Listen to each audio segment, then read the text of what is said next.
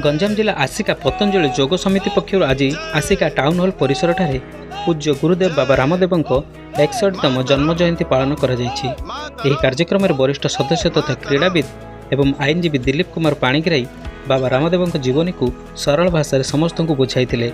उभयंकर corona समय एकमात्र मंत्र जोग और जड़ीबूटी मध्य किपरि सुस्थ रही से नहीं अनेक तथ्य उपस्थापन करते।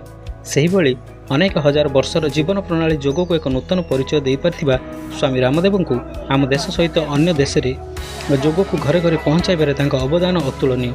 एही कार्यक्रम में आसिका पतंजलि जोग समितिर सुभाष सेनापति, संजीव कुमार पात्र, नीलकंठ पंडा, सुर विषयी, संतोष महाराणा, संतोष पात्र, बालकृष्ण रेड्डी, बुलू जेना, बाबुला गौड़, सुनील पात्र, नारसू भाई, बाबू आचार्य एवं समस्त भौणी सदस्य माने जोग देथिले।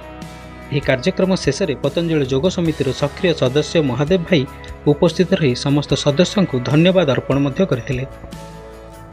Bureau report Sunakatha news.